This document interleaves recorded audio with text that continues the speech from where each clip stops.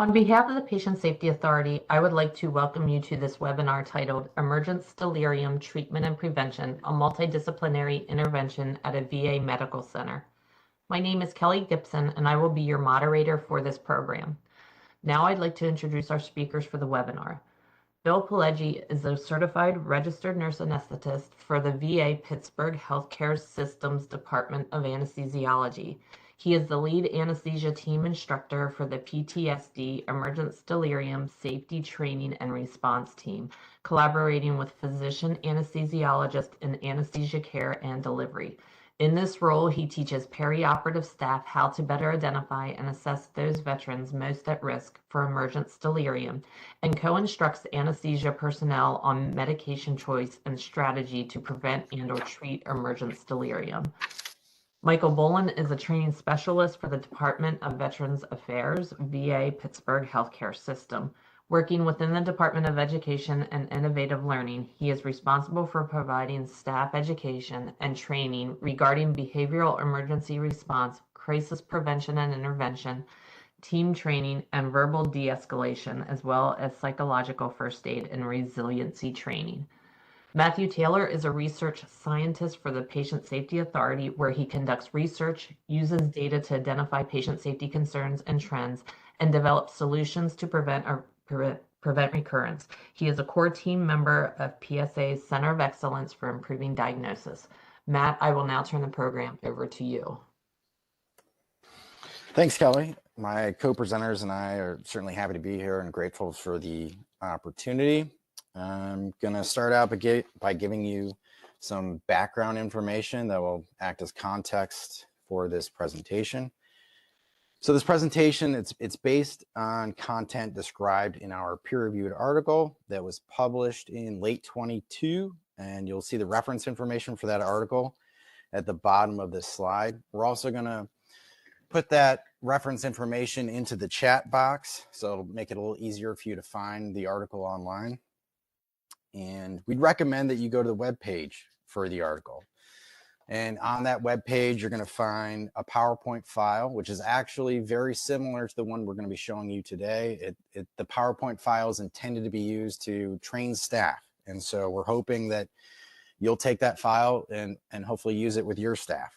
And so if you go to the web page, you're also going to find other files that you can use, other resources and tools that we're going to be describing in this presentation. And so if you go to that webpage, you're going to find 40 pages of material that you can use to replicate the intervention that's used at VA Pittsburgh. So in summary, this presentation will provide you with an overview of the article and the intervention that they're using at VA Pittsburgh. Okay, so now on to learning objectives. So at the conclusion of this presentation, we're hoping that participants will be able to describe emergence delirium and the implications for patient and staff safety, identify team strategies to prevent, treat, and de-escalate episodes of emergence delirium, identify a medication strategy to treat emergence delirium and decrease the severity and likelihood of emergence delirium, identify medically appropriate manual restraints for patients exhibiting dangerous behavior related to emergence delirium. All right, so for those of you who are not familiar with emergence delirium, it is a reaction to an anesthetic and or adjunct agent. It occurs when a patient awakens after a procedure. It's often referred to as stage 2 of anesthesia. Emergence delirium is temporary and it's short in duration. It's typically only a few minutes long, but may last up to 30 minutes. And there are many risk factors that increase the likelihood of emergence delirium. So if you review literature, if you take a look at the literature, and there's a lot out there, you're going to find a range of risk factors. You know, some of the literature agrees on some of the risk factors, but there's some where there's disagreement. Nevertheless, we're providing you with a list of risk factors that have been identified in one or more studies. So history of emergence delirium, post-traumatic stress disorder, traumatic event, traumatic brain injury, anxiety, depression, younger and older ages, male, substance use, etc. There are many, and there are many more if you go look at the literature. So the reason all of you are here is that emergence delirium can be dangerous for patients and staff. And to further highlight that, we're going to present a few findings from a study of safety event reports that involved emergence delirium. In those safety event reports, some of the behaviors that were described when a patient was having an episode of emergence delirium were punching, kicking, biting, thrashing movement, exiting the bed, removal of apparatuses, screaming, hallucinating, being uncooperative, and disoriented. In those event reports that described emergence delirium, 62% described dangerous nonviolent behavior and 26% described dangerous violent behavior. 40% of those reports described one or more patient injuries. 36% of the patients required additional healthcare services or monitoring. And 54% described patient behavior that created an immediate and high risk of staff harm. As an example, one of the safety reports described a staff member being kicked in the face.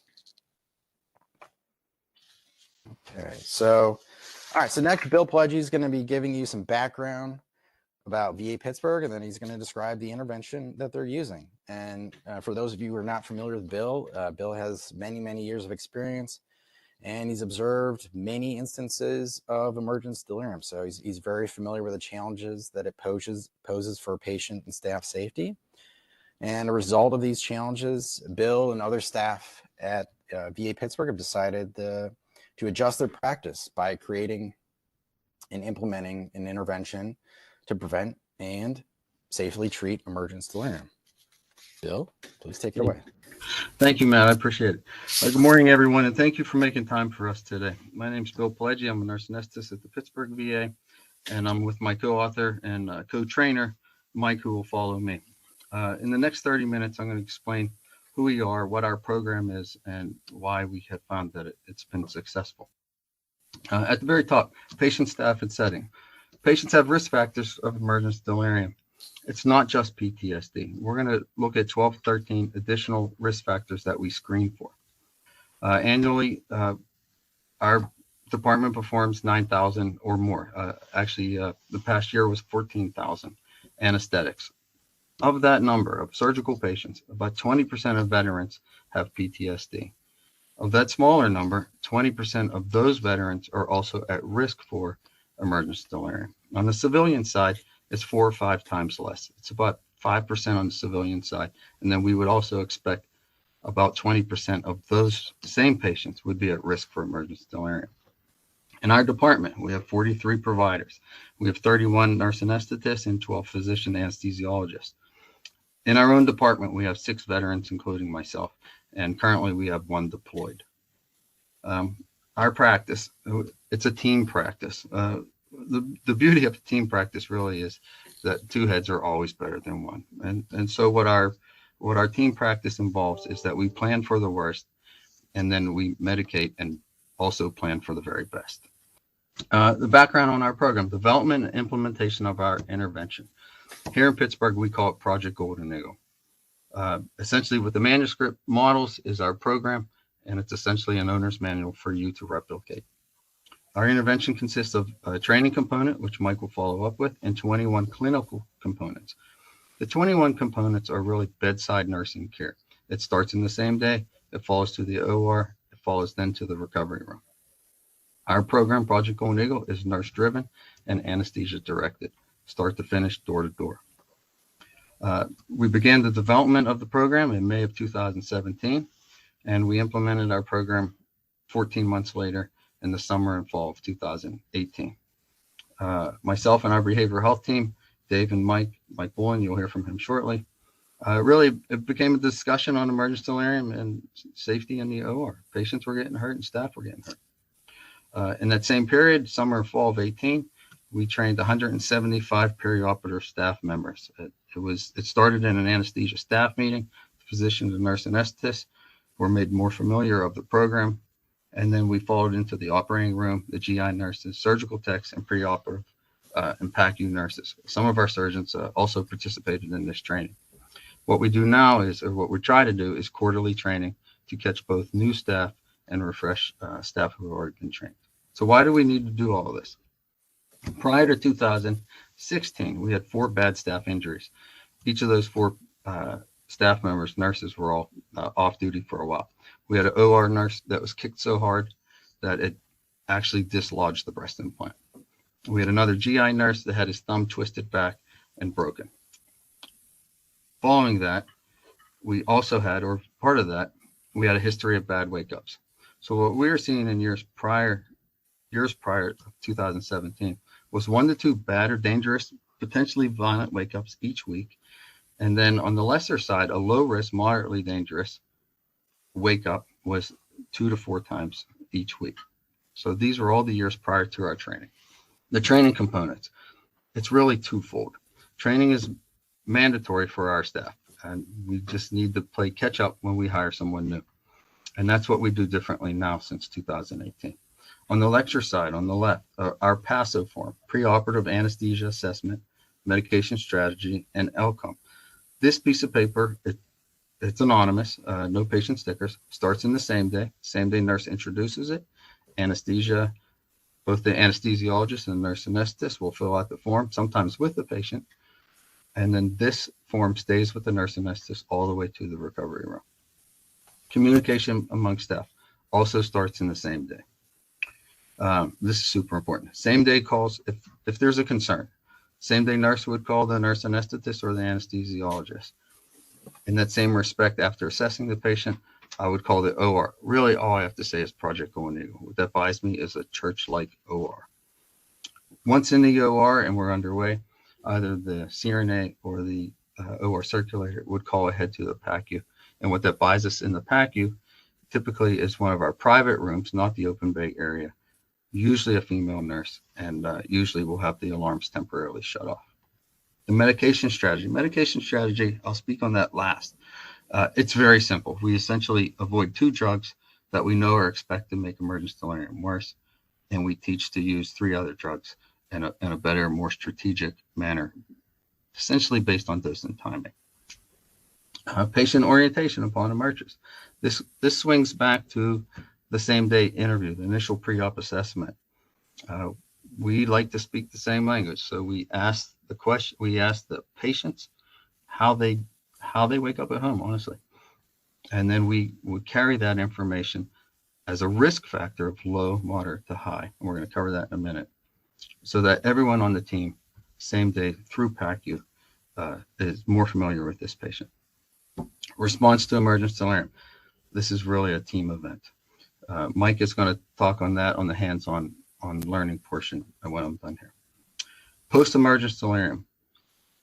If we're unable to prevent it, and sometimes we're surprised, then we have to treat it. And the number one call for help is anesthesia stat. It's honestly universal. We train as a team, and we prevent and treat as a team. And all of this is communicated at the surgical timeout. This is our PASO form. It's essentially a pre-op anesthesia assessment form. This is how we plan our day for that particular patient, start to finish. I'm just going to catch up on a little bit of statistics. In 2019, we pre-screened with this form 1,778 patients. Of that very large number, we identified 355 patients as moderate to high risk. Of that number, we actually treated, I like to say prevented, just 10 episodes of emergence delirium. It was 10 episodes of emergence delirium that required treatment out of the 355 in the recovery room. What we see now, really in the last 5 years, are low risk to moderate risk behaviors. We see crying, we see confusion, we see some patients are inconsolable in the recovery room. So we have to, depending on the behavior, we shift from a prevention mode to a treatment mode, and then I'll cover that under the medication strategy.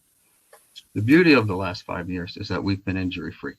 No staff have been hurt, no unplanned admissions with patients, no pulled IVs, no pulled endotracheal tubes, and the best part is everyone goes home at the end of the day. At the top of this form, the purpose is really the goal. We identify patients who are at an elevated risk for emergence delirium. We further refine the medication strategy. We gather information to orient the patient upon emergence, and we facilitate a handoff. This form is carried through the OR with the CRNA, ends up in the recovery room, and then it ends up in my mailbox 24 hours later. From the forms that I get, I'll screen through them. If I need to do a follow-up call, I do a follow-up call. I can also take the information and enter it into the EMR at any time. What I'd like to share with you is an email I got back in 2019. This was a graduate anesthesia student who had gone through our program and then went to the next clinical site. So I'm going to read her email and then follow back onto the PASO form and kind of fill it out as we go. I think if I give you a live example of how this form is helpful, it'll just make more sense. So this is from a female student we had back in 2019. I'm just going to read her email. I was interviewing a young female patient about problems with anesthesia and any history of PTSD or trauma. She tearfully confided, "I'll tell you why I'm so upset." She had been raped by a family member and explained that she had put off this surgery for a couple years because of the violent wake-up she had last time, some other surgical procedure. A guy was holding me down, just like my rape. No mention of PTSD or assault in her chart.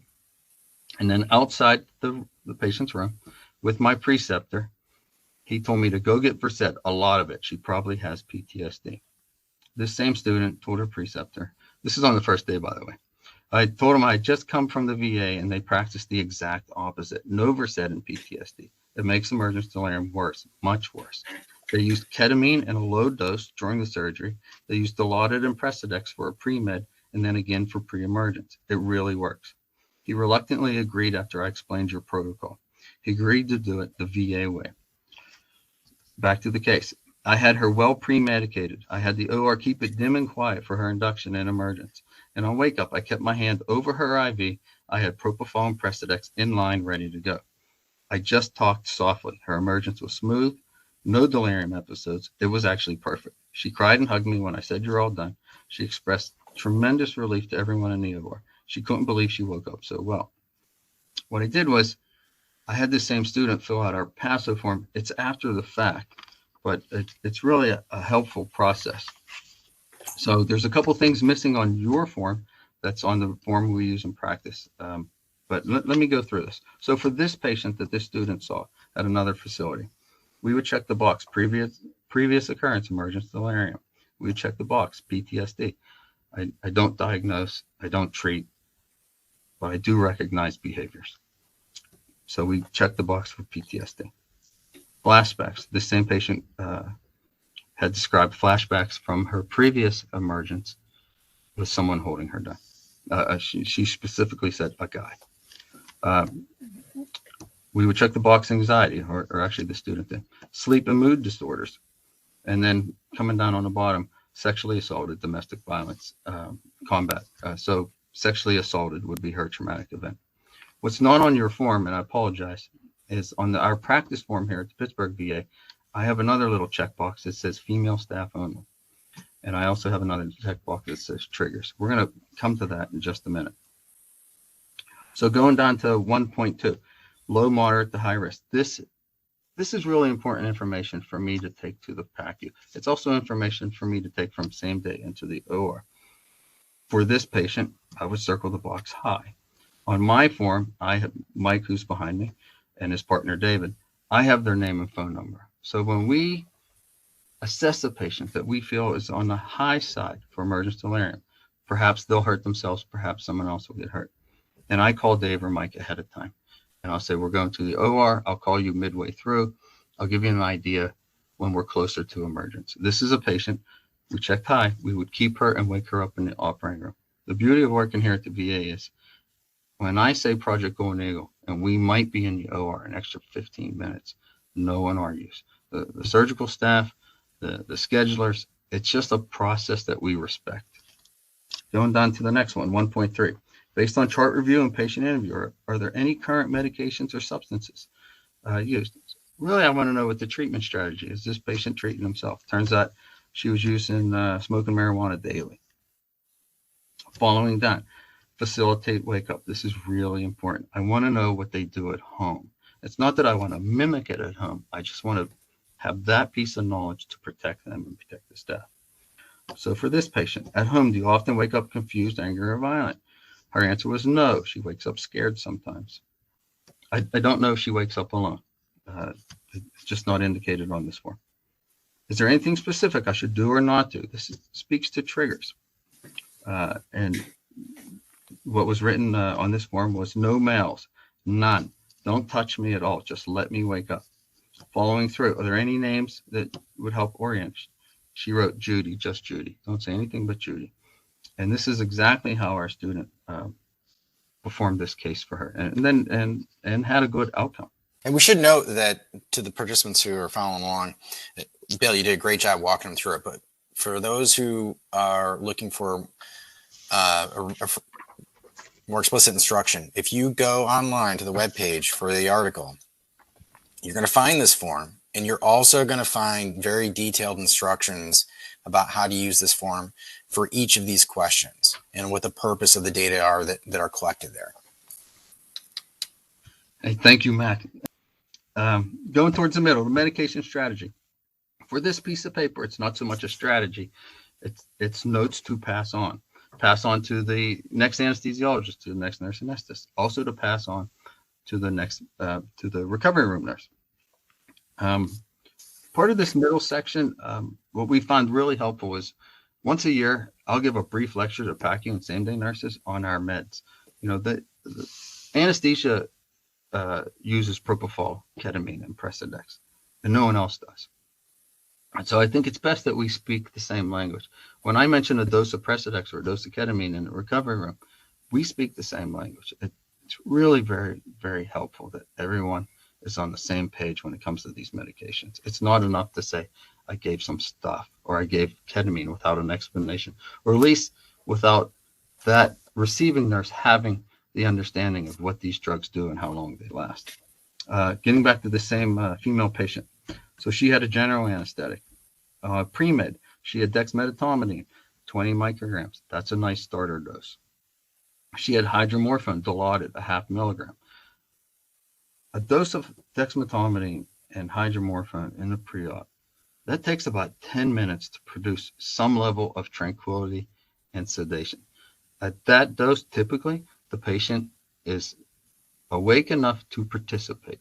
They're also comfortable enough to go back to the OR. It is a terrific anxiolytic.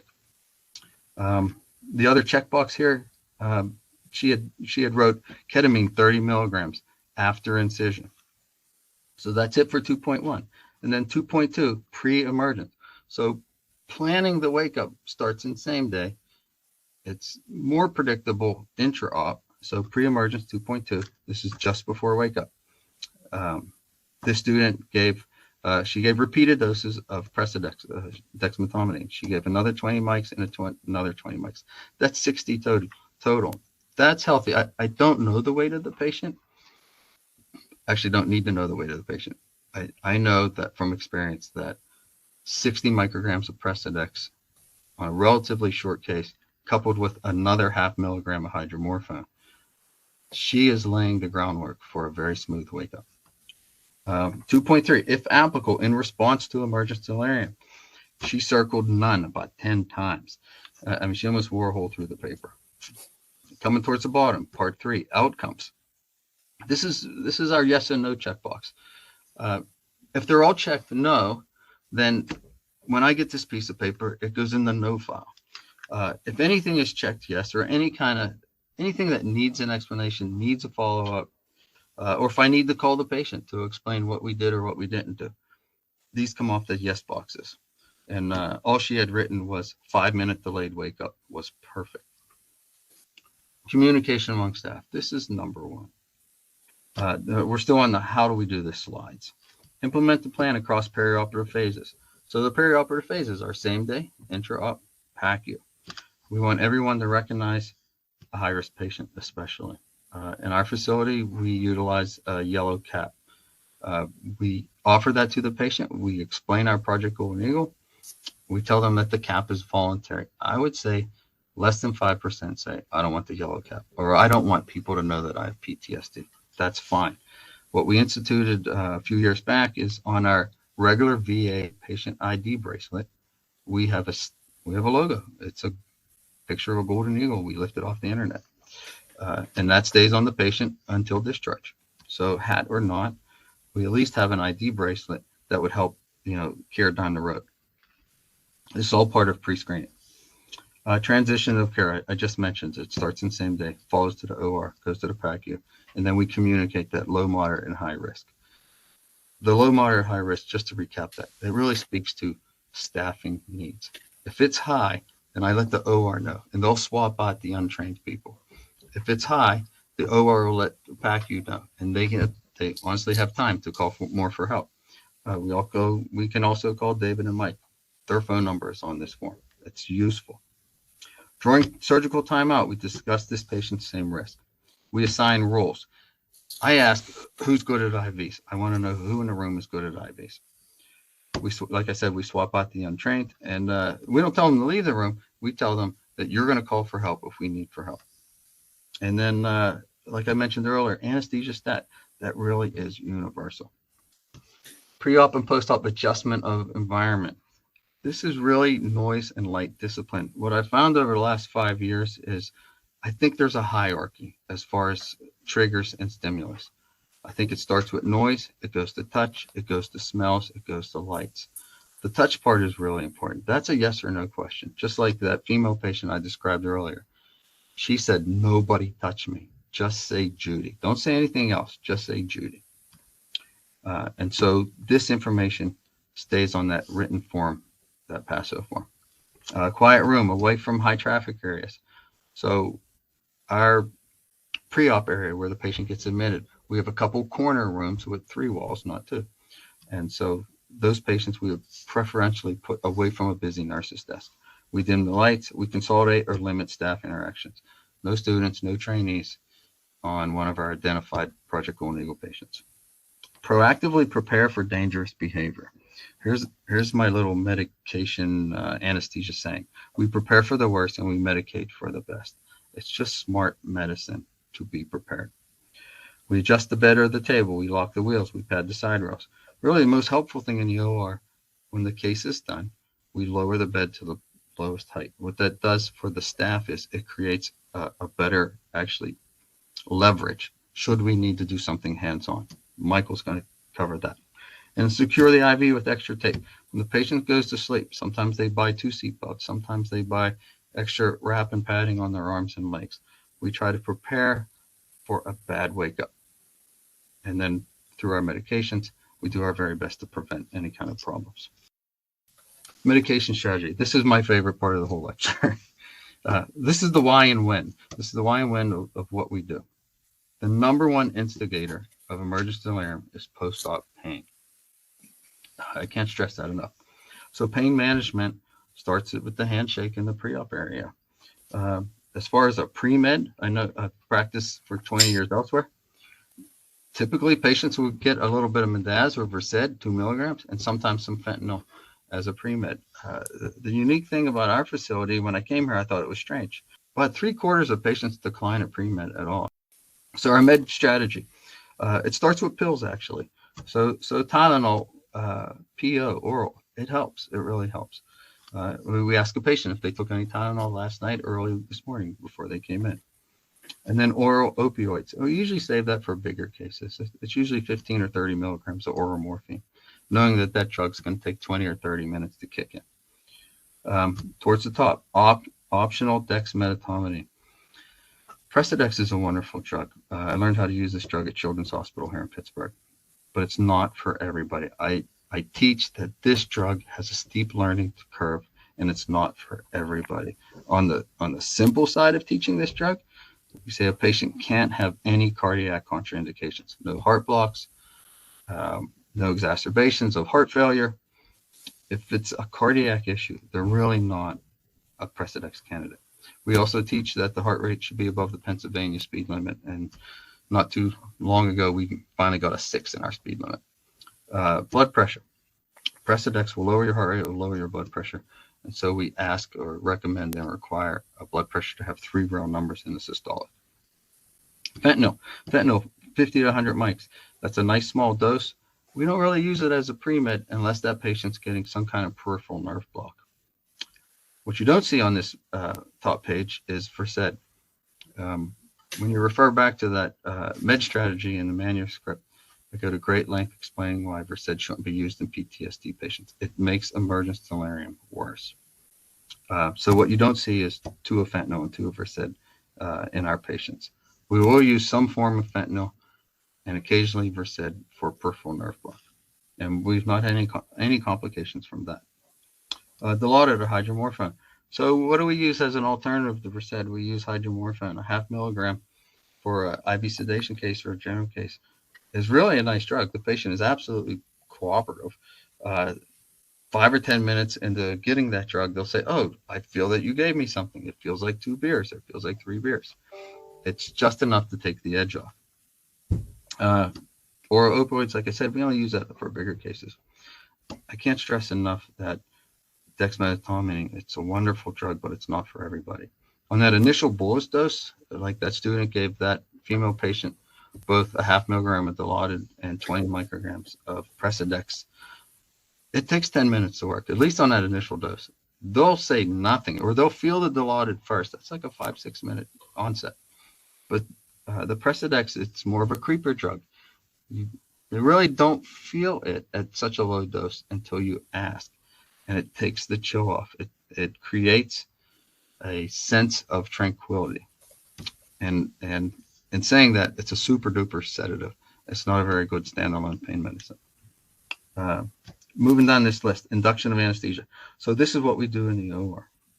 This is the physical part of going to sleep. So whether it's an IV sedation case or it's a general anesthesia case, the sequence is really the same and it's universal. A little lidocaine, it's a light duty sedative, kind of prepares you for propofol. So propofol induction gets you off to sleep. We would follow that with a propofol infusion under the maintenance stage that comes next. So ketamine. Ketamine is not the scary drug that people say it is. I've heard people say it's like crack and it's contraindicated in PTSD. It's not. What we do is we have 3 criteria to give ketamine. Part of that is low dose ketamine. Low dose ketamine is 0.5 milligram kilo or less. That same prescriptive value speaks to about 50 milligrams max. Our pharmacy mixes it in 50. You don't get more than 50. We give that pre and post incision or shortly after you fall asleep. And then we don't repeat it. We don't have to give 50. It might be a 10-minute case. So 10 milligrams of ketamine is really all you need. And then we follow up, rather than most facilities that use fentanyl for their continuing pain management, we stick with Dilaudid hydromorphone in 0.2 to 1 milligram doses. What we believe and what we find is we really should stick with the narcotic pain medicine that the PACU is going to use. The PACU doesn't have the standing orders to get fentanyl, and neither does any of the nursing units. So we stick with what we think and know works best. Yeah, we should note that if the participants would like a literature review supporting your med strategy, and which includes your recommendation to avoid certain medications, that they should see the manuscript. There's a fairly extensive review of the various medications, and it's supported by 90-something references. Hey, thank you, Matt. So maintenance of anesthesia. This is the point where the patient's in the OR, they're already asleep. And so really, this is the part, it might be 5 minutes, the maintenance stage, it might be 5 hours. We lean on propofol, not a gas agent. We call it TIVA, it's total IV anesthesia, essentially. Our culture, our practice here, we don't really use Precedex infusions. We stick to boluses, and we stick to hydromorphone as a bolus as well for pain management. On some of our cases, I think it's especially helpful in longer cases. The optional remifentanil infusion. Remifentanil is a beautiful drug. It's a IV narcotic. It's a weight-based infusion that we would start really with induction once the patient goes off to sleep, and we would keep that to the end of surgery. The trick with this drug is when you shut it off, it's gone in 9 minutes. And we teach that, and this is the characteristic of this particular drug. When you shut it off and 9 minutes later, it's like you gave nothing. So it's not a matter of playing catch up with something else like Dilaudid or Precedex. It's a matter of managing narcotics for the PACU. So say someone with terrible sleep apnea, someone with high morbid obesity, things where a high narcotic load will hurt you in the recovery room. It will complicate your recovery. So remifentanil is a really nice touch. I like it on long cases. But as we wean that off at the end of the case, then I would have already started my Precedex as a bolus and also Dilaudid as a bolus. And honestly, it's just not our culture to practice with the infusion of Precedex. Hey, thank you. This is the prevent versus treatment slide. This is my favorite slide. So to prepare for preventing emergence delirium, we rely on Precedex. Great sedative, not a great pain medicine. We've already given our ketamine. Great pain medicine, not a very good standalone sedative. I wouldn't even recommend it. So this is our pre-emergent stage of preparing for wake up. When we shut off that propofol, and we're counting on a base dose of both Dilaudid for pain and Precedex for a longer term sedation, could last 2 hours. Doesn't mean they're not awake in that 2 hour period. It just means they're more tranquil. And then this speaks to emergence. So when the propofol shut off, did we do our job? So post-emergence on the prevention side, if a patient demonstrates low to moderate risk behavior, like I said, that's crying, that might be inconsolable, it would be not a risk to hurt themselves or a staff member, then we would follow up in the PACU with a bolus of Precedex. On the opposite scale, if we have to treat emergence delirium, this would be a moderate to high risk behavior. This is something that's obviously dangerous, or you think it's going to be dangerous. This is something that's violent, it's kicking, it's thrashing. It's like the patient the staff member that had his thumb broke, and the OR nurse that got kicked really, really hard in the chest. That would be on the pre-treatment stage with propofol. Propofol will stop a fight. Precedex does an excellent job of preventing a fight. It's also the time when we call for help. Okay, this is me wrapping this up. I went through the meds fast. I don't have the advantage of knowing if I'm speaking to anesthesia providers that push these drugs every day, or a collection of people that will never push these drugs ever. So I'm gonna wrap up and just swing back to the passive form. Mention familiar names and places. We say Judy, like that patient. Judy, you're in the Pittsburgh VA. You're just waking up. A female voice is absolutely better than a male voice. It has nothing to do with sexual assault or anything like that. A female voice, I think on the combat side, is so very unfamiliar to a veteran with combat-related PTSD or any of those risk factors that it's just a proven nicer voice to emerge to. Patient's preferred physical interactions, super important, just like that patient Judy said. No males, don't touch me at all. Patient's gender preference for nursing care team, all female. I apologize, the passive form that you're looking at doesn't have a checkbox that says all female. It's the easiest thing ever. I call the OR charge nurse. I say female staff only for room 6, and it's done in 5 minutes. Thanks, Bill. Good morning, folks. My name is Mike Boland, as Kelly had mentioned, and I am a training specialist here at VA Pittsburgh. And I wanted to just very quickly sort of bridge or close the loop on how I came to work with Bill. Myself and my training partner, Dave Julian, were providing training on behavioral emergencies and crisis prevention. And Bill was sent to the class because his area had experienced, what we learned was a rough wake up, and there was, it was pretty critical. So Bill came to class trying to learn perhaps some restraint technique, something to help keep the patient safe and his coworkers. And as we're talking about our behavioral health interventions, what Bill quickly noticed is, this isn't going to work. And so he raised his hand and said, this might look, this might work in behavioral health, but, what can you show us in the OR? And so that question started us on this path of trying to come up with something better, right? So what might a response to emergence delirium look like? And you're kind of seeing this on the slide. So when we train our staff, we're looking at getting extra staff to this event. What Bill told us was universal is this anesthesia stat call. Most hospitals have, Dr. Strong, they have, something specific to a behavioral emergency, but obviously in these areas, it's going to be tougher, maybe to get those folks into to those areas. So anesthesia stat, pretty universal, will bring other anesthesia providers, other nursing staff from the OR. We tried to mimic behavioral health interventions, which typically, look at having 4 staff involved in a restraint episode, one being an observer. So we're just trying to mimic what's already occurring.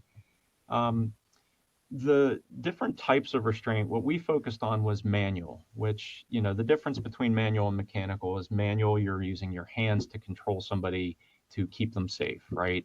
Purposes to prevent them from harming themselves or exiting the table, as Bill had already mentioned. So we're focused on, teaching staff to restrain in a way that's safe.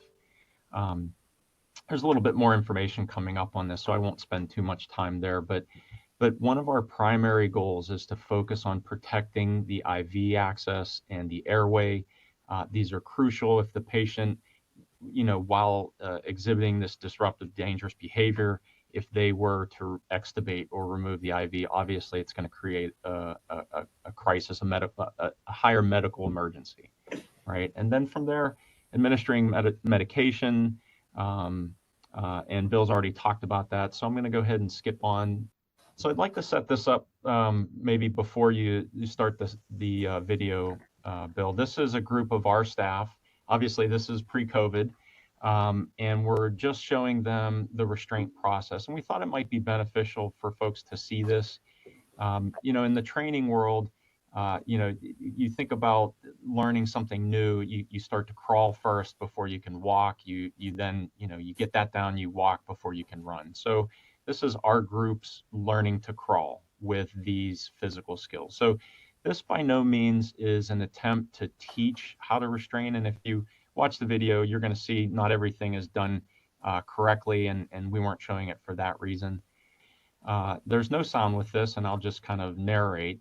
So the patient that you're seeing is trying to get up from the table, right? And you have staff that are learning to put their hands in certain positions to figure out how much measured force or pressure to apply. You're looking at, what you can't hear is the patients yelling. Unfortunately, what we tend to hear is a lot of things like incoming, we're taking fire, get down, ceasefire, things like that, right? And so we're just allowing our staff a chance to work with each other to apply some manual restraint. And here's what I've learned in the years of training, and my training partner, Dave Julie, and I have noticed this quite a bit, that, if you teach staff based on just a PowerPoint, right, and you're really hoping for the best, what is ideal is to allow them to practice physical skills like this. This was one iteration of several. We probably ran this 5 or 6 times that day. And the reason we do that is because if staff are unsure of what to do in a situation like this, we know they'll do the very best they can. And unfortunately, sometimes, they'll make up a technique, they'll use their body weight to lay on a person. And what we're trying to do is prevent the very worst from happening. So providing them with some realistic training like this is ideal in helping staff, learn what could possibly happen, right? We're training them to the very worst case scenario and hoping that they don't need it. So I don't want to take this too far into manual restraint discussion, but because we are blending these topics together and we are talking about restraint at this point, anybody that's instructing at your facility hopefully is deemed an expert in this area. If you follow various regulations, whether it's in Pennsylvania and the Department of Health regulations versus what the Joint Commission requires, or for us, the OIG as well, what you're looking at is you need folks who know what they're doing, right? You need folks who can instruct, because obviously the worst can happen, right? And what we're trying to prevent by taking practice to this level is obviously a sentinel event.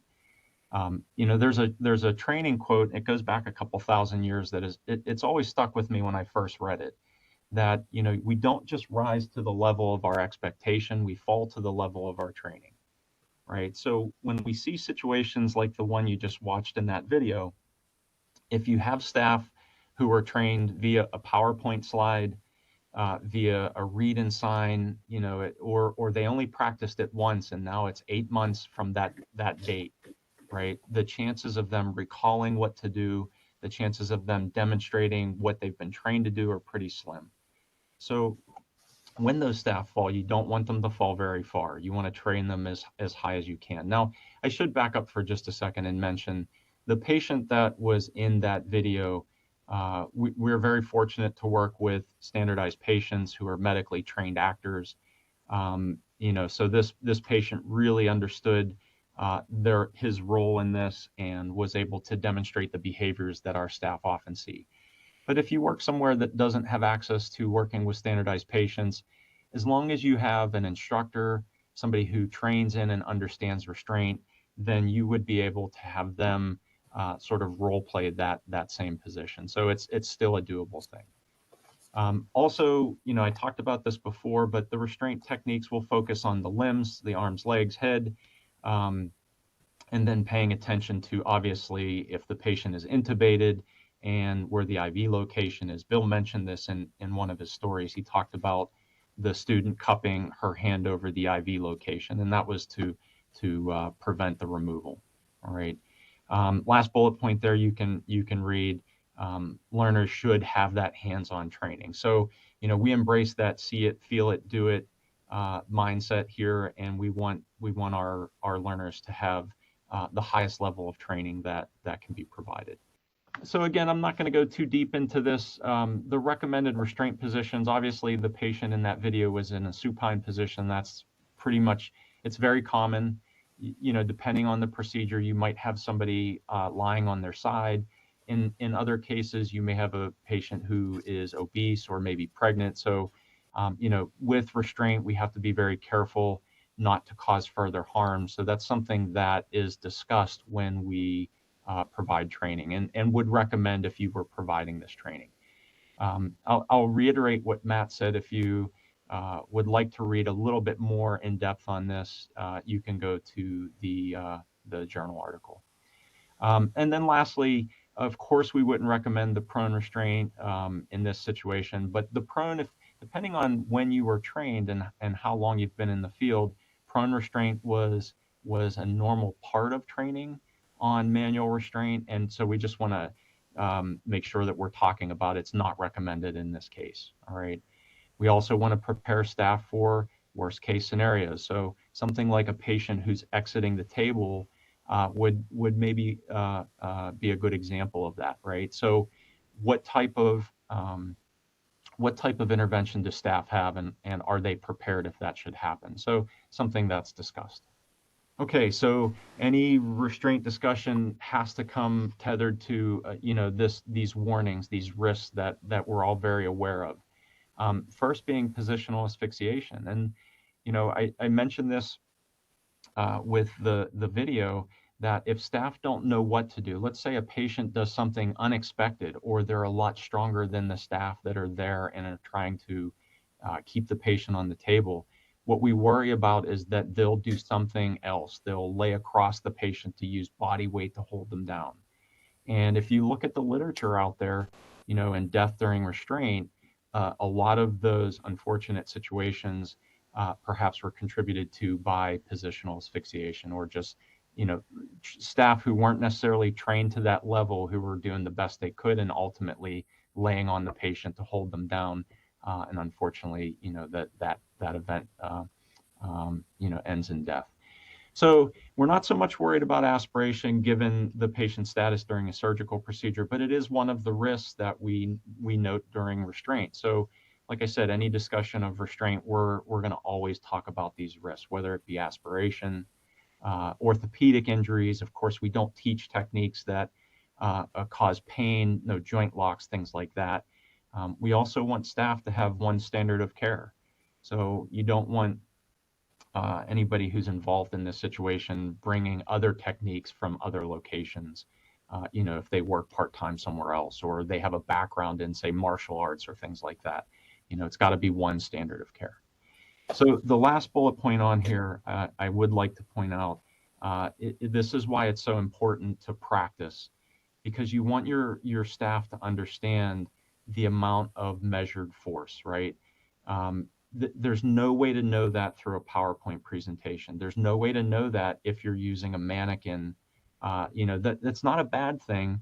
At least you can, demonstrate hand positionings. You can talk about, not applying weight to the thoracic cavity and all of that.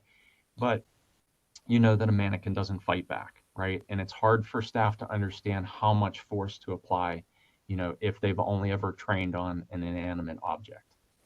Okay, this is my last slide. During any post-emergence delirium episode or any crisis situation, we're always heavily promoting some type of debriefing, and actually a couple versions of it. The first being with say the patient and family. And I can tell you, just working with Bill over these last few years, that we've encountered situations where patients were doing well in treatment, seemed to have things going well and under control, and then they go through an episode of emergence delirium, and many disturbing images, thoughts reemerge during that process. And what we have seen is patients that were somewhat emotionally distraught. So medically, they're ready for discharge. They're okay, they're fine, their procedure went well, and they're ready to go home. But now we have somebody who maybe is crying, maybe is upset. So we don't want to just discharge them. So what we learned and what we've been doing and what we would recommend is, connecting with your behavioral health service line with a provider, making sure that you're connecting that patient, to those experts, not just discharging somebody who, may be emotionally distraught after an episode like this, right? So we've connected our patients with our same-day access. We have psychologists on standby who are ready to meet with a patient following a surgical procedure. The next debriefing would be amongst each other. You can read the slide, but obviously what we're focusing on is, could we have prevented that, right? Do we know why this occurred? Is there anything that we can do differently next time? And then please document, please make a note in the patient's record. Please, if you can, submit to your patient safety office. Bill's talked about over and over how we reference the patient's chart, and we're looking for past episodes, any history of PTSD or trauma or abuse or, rough wake-ups, right? And all of that, was because somebody else filed that, was somebody else who was able to document that for us. So important in helping to prevent future episodes that you filed us. So I believe that's all for me. I'm going to go ahead and turn this back over to Kelly, our moderator, and we'll go ahead and see if there are any questions. So thank you all for your time. Great, thank you. Thanks to Matt, Bill, and Mike. This is a lot of great useful information. That concludes the slide presentation portion of our program, but now we would like to begin our question and answer period. If you have questions, please type them in the Q&A box found at the bottom of your screen. Please click on the three dots, then click on Q&A to open the Q&A panel and direct your questions to all panelists, and we will try to answer as many questions as we can. There is a comment that came through, and this is kind of specific to the VA facilities. Who is considered an expert in restraint at my VA? So maybe we can kind of address how do we find that individual in facilities, and what about non-VA facilities? Sure, that's a great question. And each hospital, and I didn't speak about what we call PMDB, and the acronym stands for Prevention and Management of Disruptive Behavior. So, your local PMDB coordinator, each VA has to have one or should have one. Your local coordinator will be able to connect you to staff that are trained in what we call therapeutic containment, but other forms of restraint. So they would be your local expert. Our folks come from behavioral health. We also, have nurses that have contributed their experience. So I would start with your PMDB coordinator. Now, at non-VA hospitals, I worked for several years outside of the VA.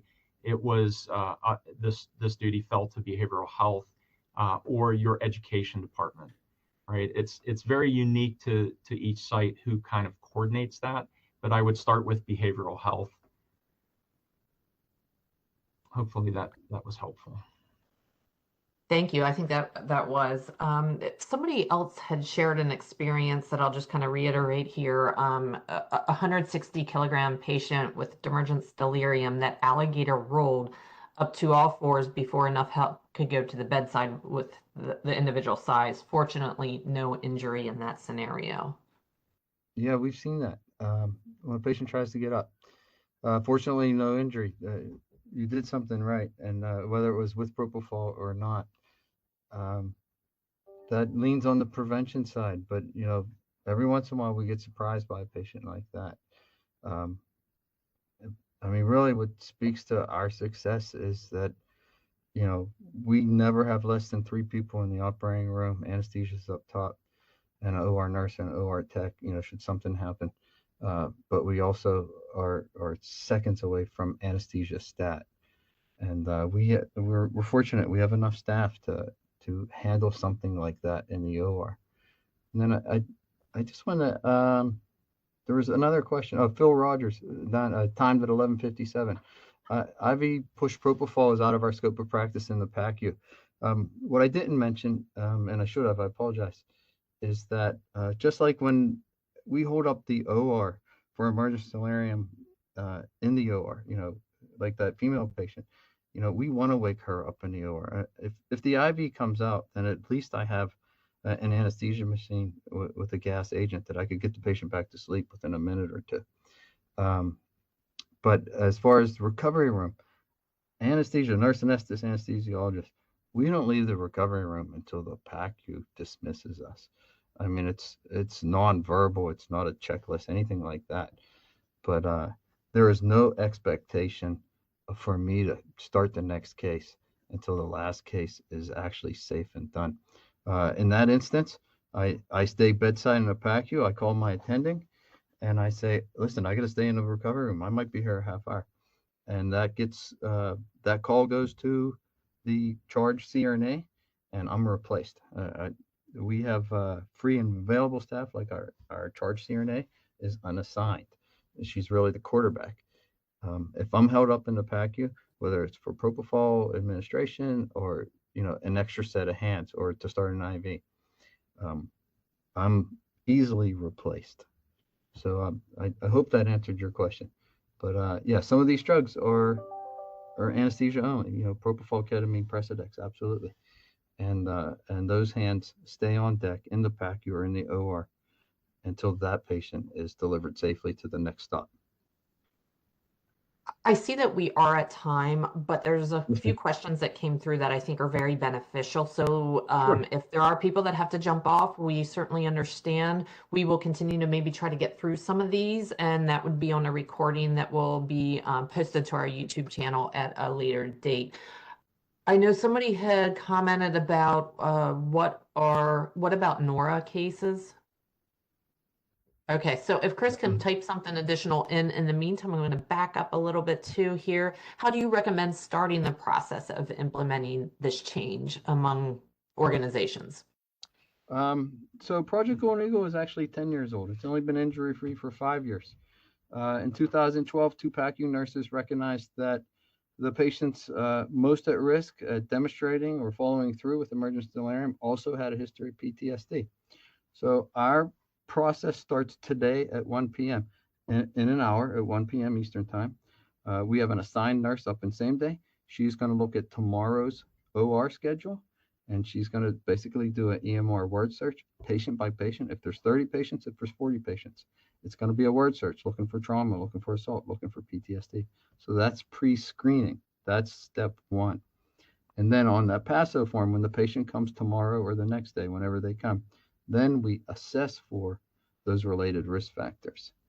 I have an email on really how to kick this off. All that hard work is done. If you want, I just saw my email listed as well as Michael's and David's listed. Please contact me. And we do have the NORA is where is it? Non-operating room anesthesia. All right, well, I'm the dummy. So is that the same as a local case? So non-OR anesthesia, or is that just off-site, like MRI and cath lab? A lot of our I call them off-campus sites. They practice Versed and fentanyl as a conscious sedation without an anesthesia provider providing propofol or Precedex or ketamine. Yeah, and they did list in there, if somebody did type it, offsite MRI or cath lab. Right. I'm sorry. I didn't recognize that acronym, and I'm a 26-year Army guy. What we recommend here in this building is we recommend that, MRI or cath lab, whoever, if they have a patient at risk, and we don't screen off-campus patients, we kind of leave that up to them. But on that assessment prior to the procedure, if there's a history of PTSD, if there's a history of previous emergence delirium, and then our instruction is essentially to call anesthesia. If that patient needs rescheduled, unfortunately, that's what we'll do. It's not often that we get an off-campus call, but when we do, it usually shows up in the pre-op anesthesia clinic. So if someone's having a big case, they'll come in for their lab work, and someone from anesthesia will see them down there. And probably 2-3 times a year we'll get someone, and sometimes it involves an off-campus like MRI or a cath lab case, and then anesthesia will then be consulted. I want to say it doesn't happen very often, but the risk of that happening has occurred in this building where we've been called anesthesia stat to another location, and it's usually excessive use of Versed in the wrong patient. I hope that answers your question. One other question, how to handle emergence delirium when a patient has removed their IV access due to thrashing around? Well, like that female patient I had mentioned earlier that the student had taken care of outside of this building. When we're on the moderate to high, then we emerge that patient in the OR. It's safest. Like I mentioned, in the loss of that IV, in the OR, I have an anesthesia machine that we're all trained, the anesthesiologist and nurse anesthetist, how to facilitate that mask and a high dose of a volatile agent or a gas agent to put that patient back to sleep. I mean, our team trains to keep the patient on the bed. It doesn't take a lot of effort to keep their head centered also on that bed long enough to get an adequate dose of a volatile or gas agent to go back to sleep. And then we start that IV. When that happens in the recovery room, it's kind of all hands on deck and you pray for the best. But our training and our preparation. So in the PACU, we have some pre-made anesthesia kits. We also have a free CRNA. It's the floater. It's the charge nurse. We also have some excellent nurses with excellent IV skills. In the absence of an IV, and say this escalates to a moderate to high period of emergence delirium, then thank God that we're trained how to restrain a patient. When we train, we take a minimum of 3. We'll get the 3 most petite nurses in the perioperative area, and I guarantee you they will hold down the largest, strongest Marine. It's a matter of Mike knows this best, but it's a matter of putting your hands where they need to be to keep the patient still. Is it pretty? No. Does a patient sometimes get hurt? I would say at best maybe an abrasion against the side rail, but it buys us time as that escalation either dissipates or until someone gets another IV. You said you have a free CRNA. Is that? Yeah. Yes, that's our charge nurse anesthetist. So our charge nurse anesthetist, like I said, she is the quarterback for our CRNAs assigned in an operating room. Our chief nurse anesthetist is not typically assigned in a room. He's doing his chief stuff, and so in a heartbeat, in a call, I have access to 2 hopefully not otherwise busy nurse anesthetists. Also, we practice team anesthesia, and so if my anesthesiologist is covering 2 rooms and anesthesia stat is called, then I'm going to get some set of trained anesthesiologist hands as well as some set of trained nurse anesthetist hands pretty quickly. On that note, one last question is Sure. about the leadership and staff buy-in, and I think that is so very important to even like kind of tagging on to that last question, how did you get that support? Because that's a lot of resources that's involved. You know what? I think part of the success in this building is the nursing staff across the board in the building, door to door. It's about 25 or 30% of us are veterans ourselves. Some of the departments, you know, we don't have security guards. We have federal police officers. They're all prior service military.